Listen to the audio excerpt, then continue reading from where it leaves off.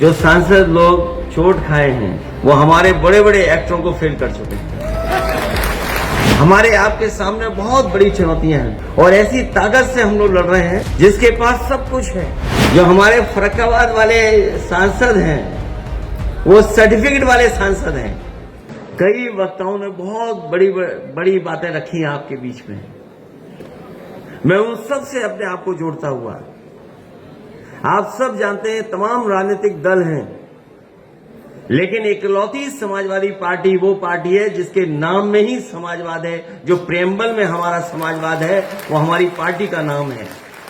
देश में कोई और दूसरा दल नहीं है।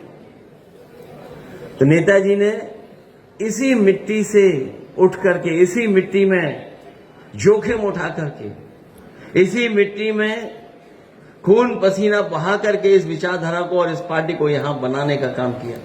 मुझे याद है पिछले चुनाव में जिस समय आह्वान हुआ कि हमारी पार्टी आगे बढ़े, मैं धन्यवाद देना चाहता हूं उत्तर प्रदेश की जनता का, जिन्होंने समाजवादी विचारधारा को और हमारे गठबंधन को सबसे ज्यादा वोट दे करके सबसे बड़ी पार्टी उत्तर प्रदेश में बनाने का काम किया।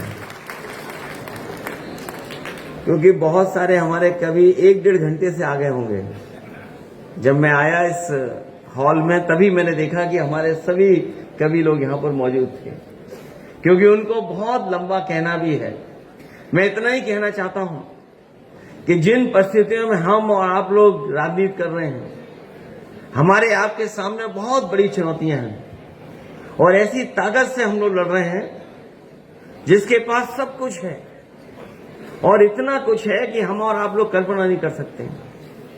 वो अपनी बात को सही साबित करने के लिए उन्हें अगर कुछ भी किसी का भी सहयोग लेना पड़ेगा तो वो लेने का काम करते हैं।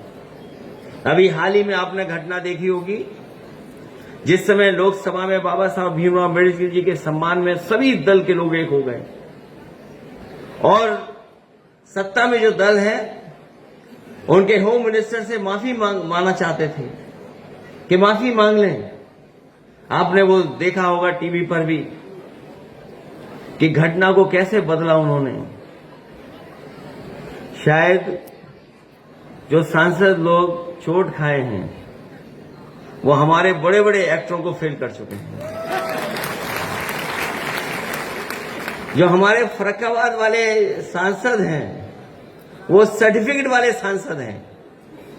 वो वोट वाले सांसद नहीं है, जीते नहीं है, वो सर्टिफिकेट दिया गया है। और मैंने कई मौकों पर कहा कि अगर उन्हें इलाज की जरूरत हो, दवाई की जरूरत हो, तो जो सांसद नहीं बने हैं वो एक अच्छे डॉक्टर हैं, वो फ्री इलाज करा सकते हैं उनका। जो लोग सत्ता में हैं उन्होंने घटना करा करके देखो कहां डाइवर्ट कर दिया और एफआईआर भी दर्ज हो गई। और केवल इसलिए क्या, क्योंकि उनके पास तमाम लोगों का साथ है।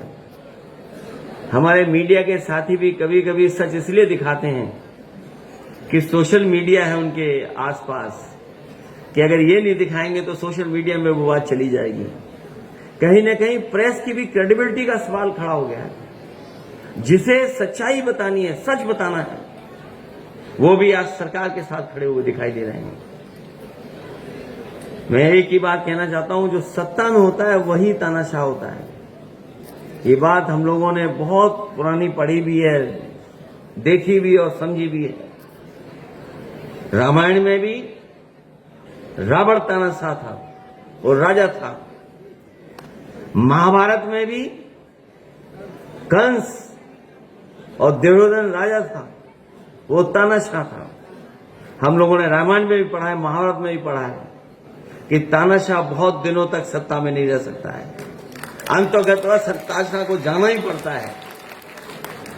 जो तानाशाह सरकार में आज बैठे हैं, हो सकता है उन्हें लगता हो कि सरकार उनकी चलती रहेगी, लेकिन जनता भी देख रही है और समझ रही है।